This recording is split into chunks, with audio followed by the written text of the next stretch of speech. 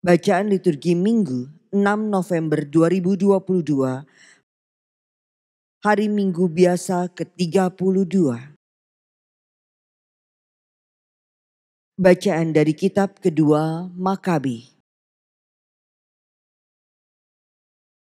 Pada masa pemerintahan Raja Antiochus Epiphanes, ada 7 orang bersaudara serta ibu mereka ditangkap. Dengan siksaan cambuk dan rotan, mereka dipaksa oleh sang raja untuk makan daging babi yang haram. Maka seorang dari antara mereka, yakni yang menjadi juru bicara, berkata begini, "Apakah yang hendak Baginda tanyakan kepada kami? Dan apakah yang hendak Baginda ketahui? Kami lebih senang mati daripada melanggar hukum nenek moyang." Ketika anak yang kedua hampir putus nyawanya, berkatalah ia, "Memang benar bangsat, engkau dapat menghapus kami dari hidup di dunia ini.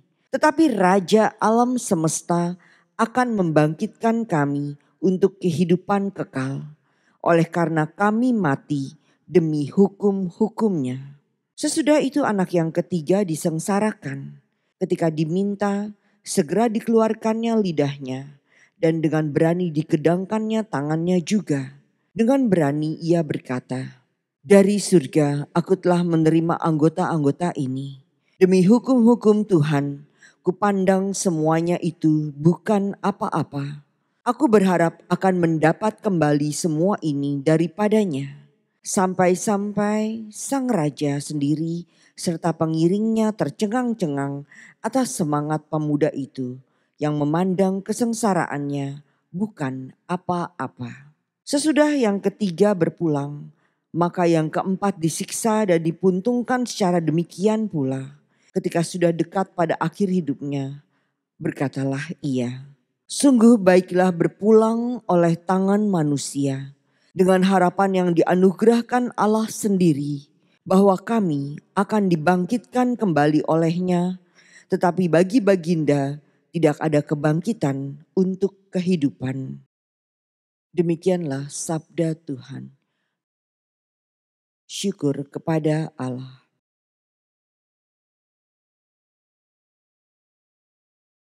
Pada waktu bangun, aku akan menjadi puas dengan wajah-Mu ya Tuhan. Pada waktu bangun, aku akan menjadi puas dengan wajah-Mu ya Tuhan. Dengarkanlah Tuhan pengaduan yang jujur. Perhatikanlah seruanku. Berilah telinga kepada doaku. Doa dari bibir yang tidak menipu. Pada waktu bangun, aku akan menjadi puas dengan wajah-Mu ya Tuhan. Langkahku tetap mengikuti jejak-Mu. Kakiku tidaklah goyah. Aku berseru kepadamu karena Engkau menjawab aku ya Allah. Sendengkanlah telingamu kepadaku. Dengarkanlah perkataanku. Pada waktu bangun, aku akan menjadi puas dengan wajah-Mu ya Tuhan. Sembunyikanlah aku dalam naungan sayap-Mu. Dalam kebenaran akan kupandang wajah-Mu. Dan pada waktu bangun, aku akan menjadi puas dengan rupa-Mu. Pada waktu bangun, aku akan menjadi puas dengan wajah-Mu ya Tuhan. Bacaan dari surat kedua Rasul Paulus kepada jemaat di Tesalonika.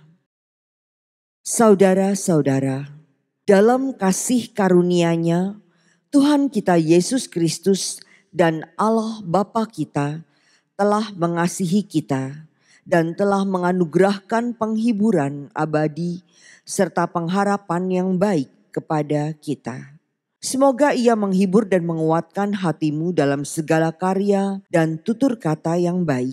Selanjutnya saudara-saudaraku, berdoalah untuk kami, supaya firman Tuhan beroleh kemajuan dan dimuliakan, sama seperti yang telah terjadi di antara kamu.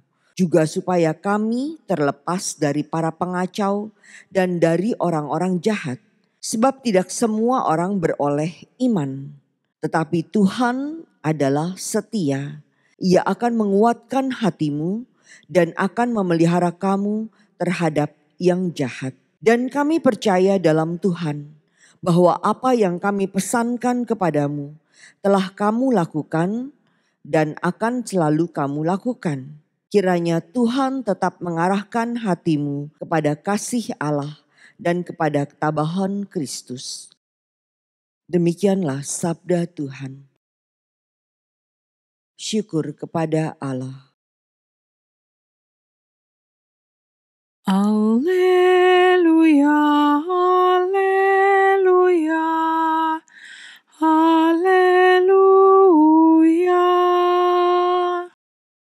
Yesus Kristus adalah yang pertama bangkit dari antara orang mati. Bagi Dialah kemuliaan dan kuasa sampai selama-lamanya. Alleluia, alleluia, alleluia, alleluia, alleluia, alleluia.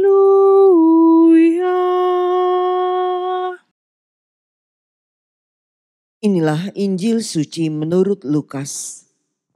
Dimuliakanlah Tuhan. Sekali peristiwa datanglah kepada Yesus beberapa orang Saduki yang tidak mengakui adanya kebangkitan.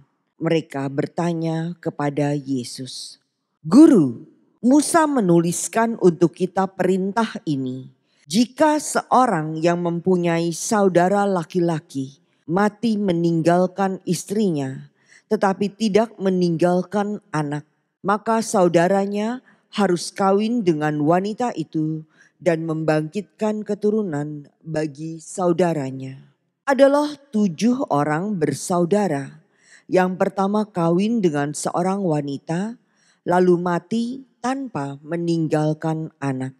Lalu wanita itu dikawini oleh yang kedua dan oleh yang ketiga. Dan demikianlah berturut-turut oleh ketujuh saudara itu. Mereka semuanya mati tanpa meninggalkan anak. Akhirnya wanita itu pun mati. Bagaimana sekarang dengan wanita itu? Siapakah di antara orang-orang itu yang menjadi suaminya pada hari kebangkitan?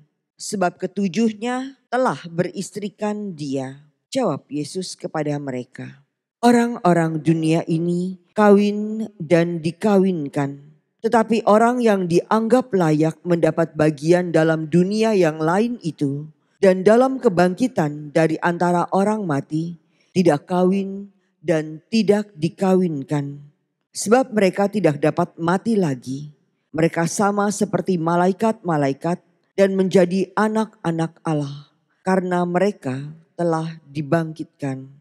Tentang bangkitnya orang-orang mati, Musa telah memberitahukannya di dalam Nas tentang semak duri, di mana Tuhan disebut Allah Abraham, Allah Ishak dan Allah Yakub.